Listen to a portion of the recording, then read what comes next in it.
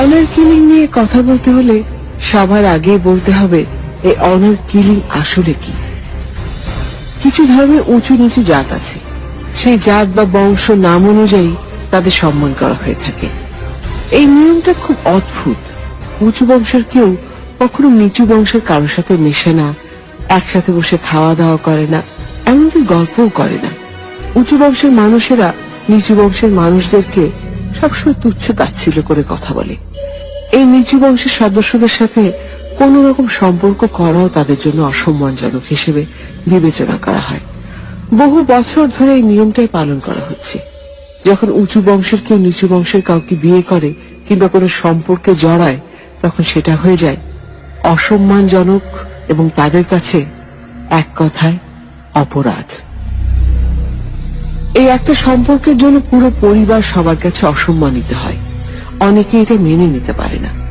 তাই যাদের জন্য পুরো পরিবারকে অসম্মানিত হতে হয়েছে, তাদের উপর নির্যাতন করে তাদেরকে আলাদা করে দেওয়াটাই এক ধরনের সমাধান, যেটা মাঝে মাঝে মৃত্যুর মতো ভয়াবহ রূপ ধারণ করে। তাদের কাছে যেন একটা মানুষের চেয়ে জাত বা বংশ পরিচয়টা অনেক বড়। এর জন্য এরা নিজের আপন ছেলে মেয়ে ভাই বোনকেও মেরে ফেলতে এতটুকু দ্বিধা করে না। ভারতের তামিলনাড়ুতে অবস্থিত একটা পঞ্চায়েত মফস্বল কুমারলিঙ্গম, 2015 সালের সেপ্টেম্বর মাস। কৌশল্যার সাথে শঙ্করের দেখা হয় একটা লোকাল বাসে। সেই বাসেই কৌশল্যা তার এক বান্ধবীর সাথে ছিল। ঠিক তার পেছনের সিটেই বসেছিল শঙ্কর। বাসে খুব জোরে একটার পর একটা গান বাজছিল। কৌশল্যা আর তার বান্ধবী সে গান নিয়ে ঝগড়া করতে শুরু করে। তার একটা গান শেষ হতে না হতেই ধারণা করে এরপর কোন গানটা বাজবে। এটা নিয়ে তাদের মধ্যে হইচই শুরু হয়ে যায়। পেছন থেকে শঙ্কর তাদের এই অদ্ভুত আচরণ দেখে খুব মজা পেতে থাকে। তখনই তার ভালো লেগে যায় কৌশল্যাকে। কিছুদূর যেতেই কৌশল্যার বান্ধবী বাস থেকে নেমে যায়। তখন শঙ্কর কৌশল্যার সাথে কথা বলতে শুরু করে দেয়। অপরিচিত হয় প্রথমে কৌশল্যা তার সাথে কথা বলতে ভয় পায়, কিন্তু কিছুক্ষণ পর কৌশল্যা বুঝতে পারে শঙ্করের মধ্যে কোনো অসৎ উদ্দেশ্য নেই। তখন সে কিছুটা স্বাভাবিক হয়ে যায়। তাদের পরিচয়ের শুরুটা এভাবেই। এরপর থেকে তাদের কথা হওয়া শুরু হয়। কৌশল্যাও আস্তে আস্তে শঙ্করকে ভালো লাগতে শুরু করে। এই কথা বলতে বলতেই কখন যে তাদের মধ্যে একটা সম্পর্ক শুরু হয়ে যায় তারা বুঝতেই পারে না। শঙ্কর দেখতে খুব যে সুদর্শন ছিল তা না, কিন্তু তার মন মানসিকতা আর ভদ্রতা কৌশল্যার কাছে খুব আকর্ষণীয় মনে হয়। এই কারণেই সে তার প্রেমে পড়তে বাধ্য হয়। কৌশল্যা তখন কলেজে পড়ে, আর কিছুদিন পরেই তার ফাইনাল পরীক্ষা। অনেক উঁচু বংশের মেয়ে সে।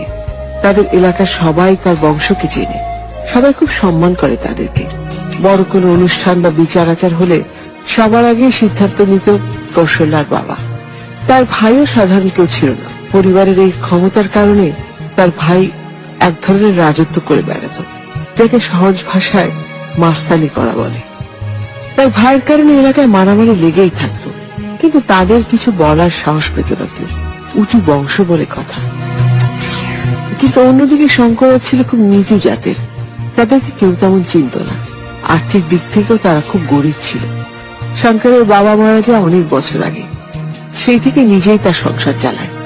সংসারের খরচ আর ভাই বোনদের পড়ালেখা চলত তার উপার্জনের টাকা দিয়ে। কৌশল্যা যখন শঙ্করের বংশের কথা জানতে পারে, তখনই সে বুঝে যায় যে তাদের এই সম্পর্কের কোনো ভবিষ্যৎ নেই। তার পরিবার কিছুতেই এই বংশের বৈষম্যতাটাকে মেনে নেবে না। কৌশল্যা শঙ্করকে তার পরিবারের কথা জানায়। সে তাকে বুঝিয়ে বলে যে তার পরিবার এই সম্পর্ক কখনোই মেনে নেবে না, কিন্তু তবুও কোনো কথা শুনে না শঙ্কর। সে তার ভালোবাসায় কোনো বাধা মানতে নারাজ। সে বলে যত সমস্যায় থাক না কেন সে কিছুতেই সম্পর্ক ভাঙবে না। সে শুধু কৌশল্যাকে তার সাথে দেখতে চায়। কিন্তু তাদের এই সম্পর্ক রাখাটা খুব সহজ ছিল না। তাদের কথা যেন কৌশল্যার পরিবারের কেউ জানতে না পারে, এই জন্য তারা শহর থেকে কিছুটা দূরে গিয়ে দেখা করত। বাসার ফোনে কথা বলতে হলেও অনেক সাবধানতা অবলম্বন করতে হতো কৌশল্যাকে। এর মধ্যেই কৌশল্যার মা কিছুটা বুঝতে পারে। সে ধারণা করতে পারে তার মেয়ের সাথে তার একটা সম্পর্ক হয়েছে। কৌশল্যাকে এই নিয়ে জিজ্ঞাসা করলে সেই কথা সম্পূর্ণভাবে অস্বীকার করে। সে বলে সারাদিন ফোনে তার বান্ধবীদের সাথে কথা বলে। এর মধ্যে সন্দেহ করার মতো কিছু নেই। তার মাও এই কথা বিশ্বাস করে। ভাবে তার মেয়ে কখনোই তাকে না জানিয়ে এমন কিছু করতে পারবে না। একমাত্র মেয়ের প্রতি তার বিশ্বাস ছিল সবসময়। সব মিলিয়ে কৌশল্যা আর শঙ্করের সম্পর্ক ভালোভাবেই চলতে থাকে। শঙ্করের পরিবার তাদের এই সম্পর্কের কথা আগে থেকে জানত। তার মায়ের এই সম্পর্কে নিয়ে কোনো আপত্তি ছিল না। কৌশল্যাকে সে খুব পছন্দ করত। সে জানায় কৌশল্যার মতো এত লক্ষ্মী একটা মেয়ে সে কখনো দেখেনি। কৌশল্যা যখনই শঙ্করদের বাড়িতে যেত কিছু না কিছু একটা রান্না করে নিয়ে যেত তাদের জন্য। কিন্তু এইভাবে বেশি দিন চলল না। ভালোর পরেই খারাপ আসে। কৌশল্যা আর শঙ্করের বেলাতেও তাই হলো। কয়েক মাসের মধ্যেই কৌশল্যার পরিবার কৌশল্যা শঙ্করের সম্পর্কের কথা জেনে যায়। একদিন কৌশল্যা শঙ্কর একটা পার্কে বসে গল্প করছিল। ঠিক তখন তাদেরকে দেখে ফেলে কৌশল্যার ভাইয়ের এক বন্ধু। এই বন্ধু আবার কৌশল্যাকে অনেক পছন্দ করত। তাকে অনেকবার প্রেমের প্রস্তাবও দিয়েছিল, কিন্তু সে বারবার তাকে না বলে দেয়। পার্কে কৌশল্যা শঙ্করকে একসাথে দেখে অনেক রেগে যায়। সে সঙ্গে সঙ্গে সে কৌশল্যার বাড়িতে যায়। সেখানে গিয়ে তার ভাইকে ডেকে বলে যে তার বোন কৌশল্যাকে একটা ছেলের সাথে পার্কে বসে থাকতে দেখেছে। প্রথমে এই কথা বিশ্বাস করে না তার ভাই। সে বলে তার বোনের তো এই সময় ক্লাসে থাকার কথা, কিন্তু পরে সে খোঁজ নিয়ে জানতে পারে যে আজকে কৌশল্যার কলেজ বন্ধ। ফাইনাল পরীক্ষার জন্য আগে থেকে ক্লাস ছুটি দিয়ে দেওয়া হয়েছে। সন্ধ্যার সময় বাসায় ফিরে কৌশল্যা। সে বাসায় আসতে না আসতেই তার ভাই তাকে জিজ্ঞেস করে এতক্ষণ সে কোথায় ছিল।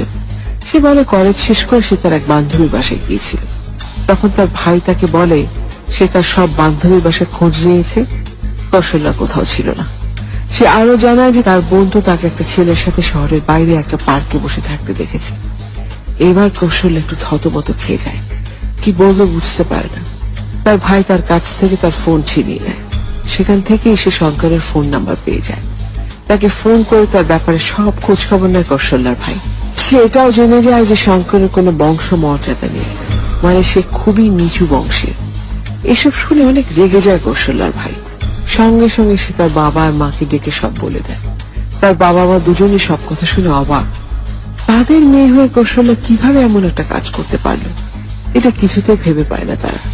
তার মা তাকে এই সম্পর্ক ভেঙে ফেলতে বলে। কৌশল্যা তার মাকে বলে কোনোভাবেই সেটা করতে পারবে না। তখন এই কথা শুনে কৌশল্যার বাবা রাগে উত্তেজিত হয়ে তার গায়ে হাত তোলে। তারপর তাকে রুমে তালা বন্ধ করে রাখে।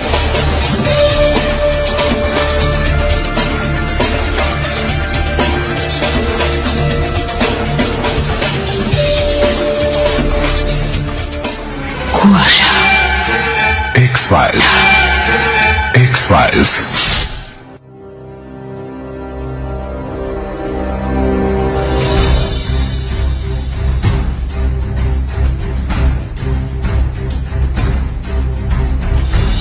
কৌশল্যা শঙ্করের সম্পর্ক নিয়ে আলোচনায় বসে কৌশল্যার মা, বাবা, ভাই আর তার দাদি। তার দাদি বলে এই সম্পর্কের কথা জানাজানি হলে সবাই তাদেরকে অনেক কটু কথা বলবে। এই সমাজে তাদের আর কোনো সম্মান থাকবে না। তাই যত তাড়াতাড়ি সম্ভব কৌশল্যাকে একটা ভালো ছেলের সাথে বিয়ে দিয়ে দিতে। তখন এই কথা বাধা দেয় কৌশল্যার মা। সে বলে মেয়েকে আগে পড়ালেখা করাবে, এখনই মেয়েকে বিয়ে দেবে না।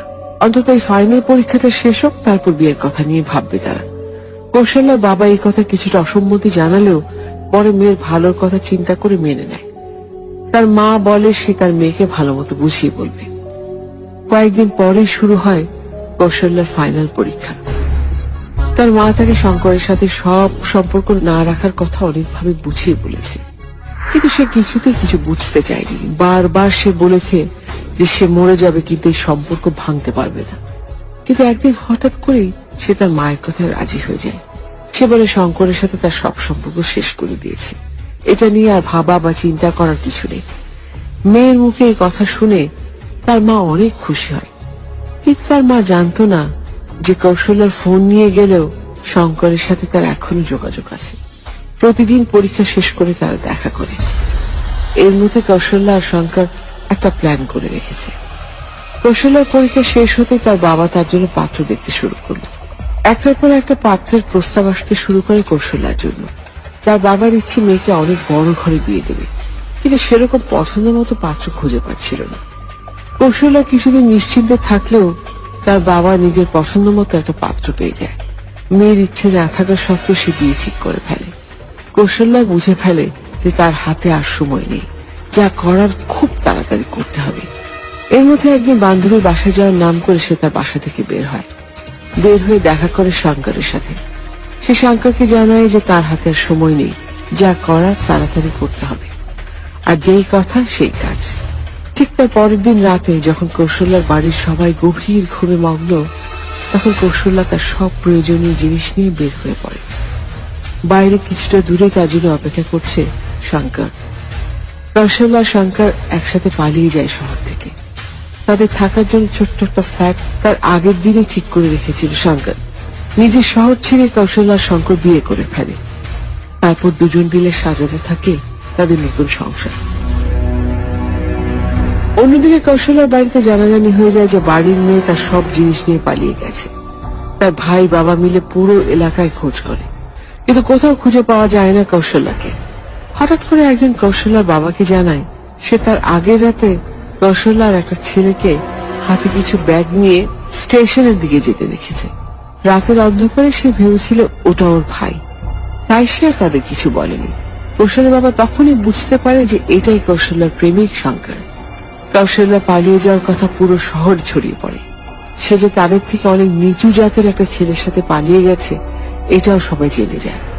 আশেপাশের সবাই কৌশল্যার বাড়িতে এসে তার মা আর দাদিকে জিজ্ঞেস করতে থাকে কৌশল্যার ব্যাপারে। কৌশল্যার বাবাকেও রাস্তায় অনেক কটু কথা শুনতে হয়। এসব কথাই ছিল তাদের জন্য অনেক অসম্মানজনক। নিজেদের পরিবারের এই অসম্মান সহ্য করতে পারে না কৌশল্যার ভাই, তাই সে হন্যে হয়ে খুঁজতে থাকে কৌশল্যা আর শঙ্করকে। নতুন শহরে ভালোই ছিল কৌশল্যা আর শঙ্কর।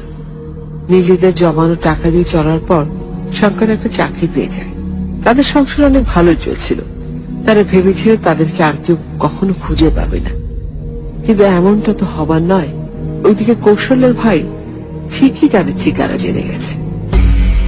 2016 সালের মার্চ মাস একদিন হঠাৎ করে সকালবেলা কৌশল্যা আর শঙ্করের বাসায় আসে কৌশল্যার বাবা, মা, দাদি, চাচা আর তার ভাই।